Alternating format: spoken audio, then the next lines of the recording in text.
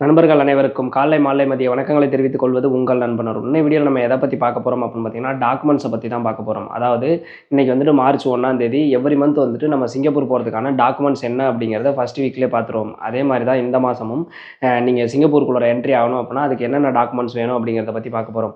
நல்லா தெரிஞ்சுக்கங்க. உங்களை வந்து சரியான டாக்குமெண்ட்ஸ் இல்லை அப்படின்னா சிங்கப்பூருக்குள்ளார அலோவ் பண்ண மாட்டாங்க. அங்கேருந்து உங்களை டீபோர்ட் பண்ணி விட்ருவாங்க. இங்கேருந்து நீங்கள் போனது வேஸ்ட்டு, செலவு பண்ணது வேஸ்ட்டு. சில பேர்லாம் வந்து வேலைக்கு போகிறீங்க அப்படின்னா ஏஜென்ட்கிட்ட பணம் கட்டி தான் போவீங்க. அந்த மாதிரி நீங்கள் பணம் கட்டி போகல திருப்பி வந்தீங்க அப்படின்னா ஏஜென்ட்லேருந்து அமௌண்ட் வாங்குறது ரொம்ப சிரமமாயிரும். நீங்கள் போகிற ஒவ்வொரு டைப் ஆஃப் பாஸுக்கும் ஒவ்வொரு விதமான டாக்குமெண்ட்ஸ் வந்து தேவைப்படும். அது என்ன அப்படிங்கிறத இந்த வீடியோவில் டீட்டெயிலாக பார்த்துடலாம். ஒரு சில பேர்லாம் வந்து கமெண்ட் பண்ணுறீங்க, மாதம் மாதம் வந்து டாக்குமெண்ட் மாறுமா அப்படிங்கிறது.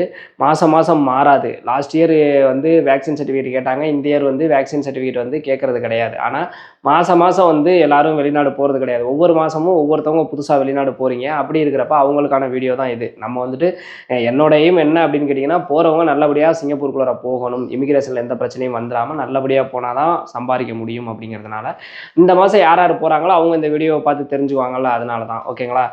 நம்ம டாக்குமெண்ட்ஸ் ஏதாவது மாறுச்சு அப்படின்னாலும் இந்த வீடியோலேயே வந்து சொல்லிடுவோம்.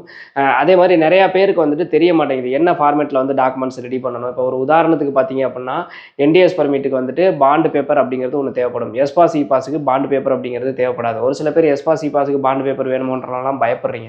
ஸோ இந்த வீடியோ ஃபுல்லாக பார்த்துட்டு நான் என்ன டாக்குமெண்ட் சொல்லியிருக்கணும் இதை மட்டும் முறையாக ப்ராப்பராக பிரிண்ட் அவுட் எடுத்துக்கிட்டு நீங்கள் போனீங்க அப்படின்னாவே எந்த பிரச்சனையுமே வர்றதுக்கு வாய்ப்புகள் கிடையாது. ஆனால் நீங்கள் எல்லா டாக்குமெண்ட்டும் கரெக்டாக வச்சுருந்தாலும் இ பாஸ் டிஇபி பாஸில் போகிறவங்கள நிறையா பேரை டீபோர்ட் பண்ணிட்டு விட்டுருக்காங்க.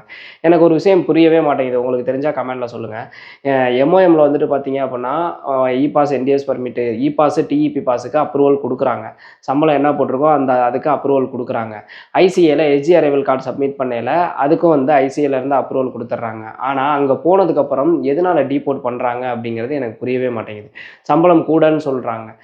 சம்பளம் கூட இருந்தாலுமே எம்ஓஎம்ல அப்ரூவல் கொடுக்குறாங்கல்ல, அப்போ வந்து சம்பளம் கூட இருந்தால் அப்ரூவல் கொடுக்கக்கூடாதுல்ல, ஏன் அப்ரூவல் கொடுக்குறாங்க?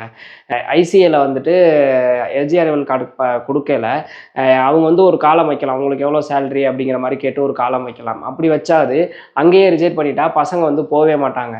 இதனால் இங்கேருந்து போகிற பசங்களுக்கு என்ன பிரச்சனை வருது அப்படின்னு கேட்டிங்கன்னா, இங்கே வந்து ஏஜென்ட்கிட்ட ஃபுல் அமௌண்ட்டு கட்டிடுறாங்க. கட்டிட்டு அங்கே போகிறவங்க அங்கேருந்து டீபோர்ட் பண்ணுறதுனால டீபோர்ட் பண்ணுறதுக்கு ஒரு அமௌண்ட் வாங்குறாங்க, அங்கே தங்க வச்சு டீபோர்ட் பண்ணுறதுக்கு ஒரு அமௌண்ட் வாங்குறாங்க. கிட்டத்தட்ட 25,000 30,000 வரைக்கும் கூட சில பேர்கிட்ட வந்து வாங்குறாங்க. ஸோ இந்த மாதிரியே அமௌண்ட் வாங்கிக்கிறாங்க. இங்கே வந்துட்டு ஏஜென்ட்டுக்கிட்டே அமௌண்ட்டை திருப்பி வாங்க முடியாமல் நிறைய பேர் வந்துட்டு ரொம்ப கஷ்டப்படுறாங்க. இதனால் வந்து கேண்டிடேட்டுக்கு தான் ரொம்ப பயங்கரமான பாதிப்பு வருது. ஸோ தயவுசெய்து வந்து ஒன்று எம்ஓஎம்ல ரிஜெக்ட் பண்ணி விட்டுறணும்.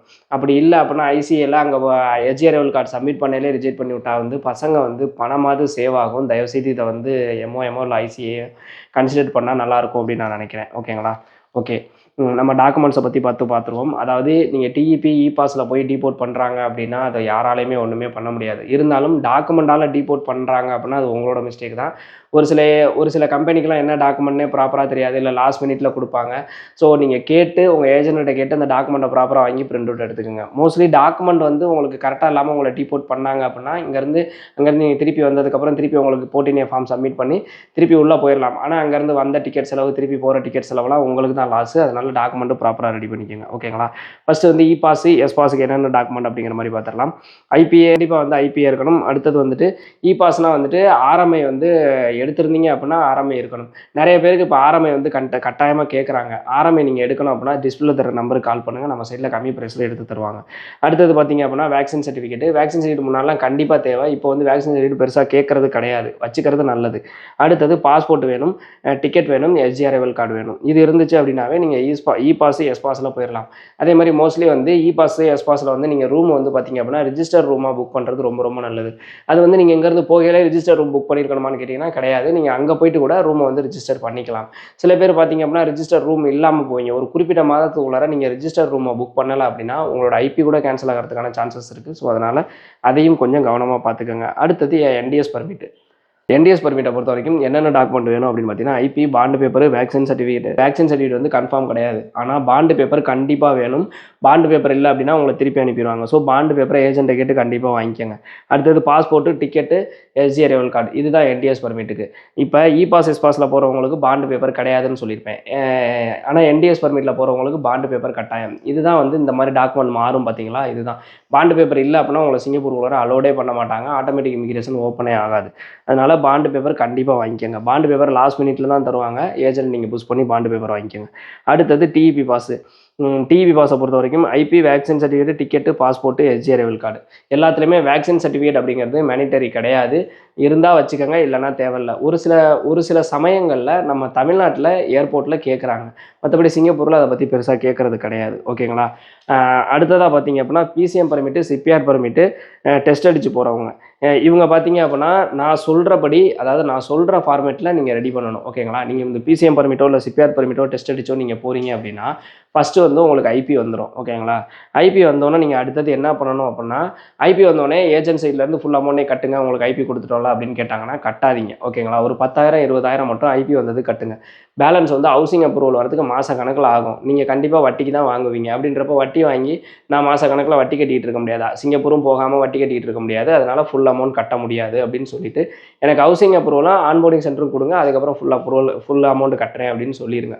இது வந்து நீங்கள் ஐபி அப்ளை பண்ணுறதுக்கு முன்னாடி கூட நீங்கள் பேசிடுறது ரொம்ப ரொம்ப நல்லது.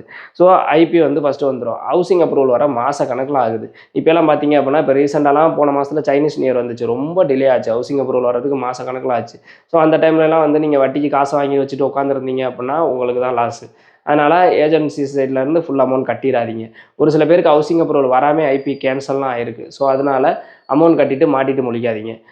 ஒரு 10,000 20,000 ஐபி வந்ததுக்கு மட்டும் ஒரு அட்வான்ஸ் மாதிரி போட்டுருங்க. அதுக்கப்புறம் ஹவுசிங் அப்ரூவல் வந்துருச்சு அப்படின்னா அடுத்தது நீங்கள் என்ன பண்ணணும்னா, ஏஜென்ட் ஹவுசிங் அப்ரூவல் வந்தோடனே டிக்கெட் இந்த டேட்டில் டிக்கெட் போடுங்கன்னு சொல்லுவாங்க. தயவுசெய்து அது மாதிரி பண்ணாதீங்க.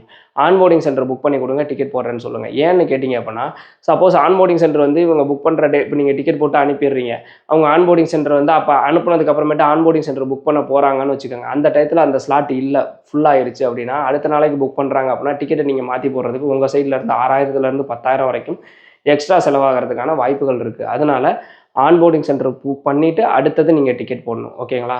ஏஜென்சி சைடில் இல்லை டிக்கெட் போடணும் நீங்கள் ஃபஸ்ட்டு அப்படின்னு சொல்லிட்டா நீங்கள் அவர்கிட்ட ஏஜென்ட்டாக கேட்டுக்கோங்க. ஓகே, நான் இந்த டேட்டில் நான் டிக்கெட் போட்டு உங்களுக்கு அனுப்பிடுறேன். ஆனால் ஆன்போர்டிங் சென்டரில் அந்த டேட்டில் ஸ்லாட்டு கிடைக்கல அப்படின்னா டிக்கெட் அடுத்த நாள் மாற்றி போடுறது நீங்கள் காசு தரணும் அப்படிங்கிற மாதிரி ஏஜென்சி சைடில் நீங்கள் கன்ஃபார்ம் பண்ணிக்கோங்க. இதுக்கு ஓகே நான் மட்டும் நீங்கள் டிக்கெட் போடுங்க. அப்படி இல்லைனா ஆன்போர்டிங் சென்டர் புக் பண்ணிவிட்டு டிக்கெட் போட்டிருக்கேன்.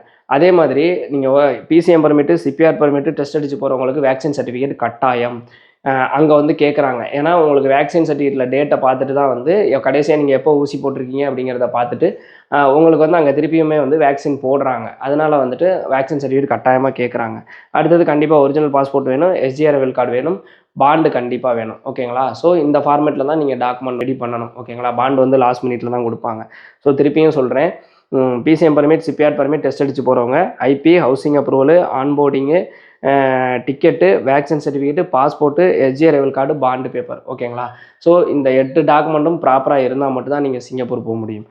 ஃபைனலாக பார்த்தீங்க அப்படின்னா ஸ்டூடெண்ட் பாஸ், டூரிஸ்ட் விசா இவங்க வந்து பார்த்தீங்க அப்படின்னா just visa, SG arrival card, room வந்து புக் பண்ணதுக்கான ப்ரூஃப் இருந்துச்சுன்னா போதும், நீங்கள் நல்லபடியாக வந்துட்டு சிங்கப்பூர் போயிட முடியும். ஸோ 2026 மார்ச் மாதம் நீங்கள் சிங்கப்பூர் போகிறதுக்கு என்னென்ன பாஸ் இருக்கோ அது எல்லா பாஸுக்குமே டாக்குமெண்ட்டை வந்து ரொம்ப டீட்டெயிலாக தெளிவாக சொல்லிட்டேன். இந்த டாக்குமெண்ட் இருந்தாலே போதும், நீங்கள் நல்லபடியாக வெளிநாடு போயிட முடியும். ஓகேங்களா?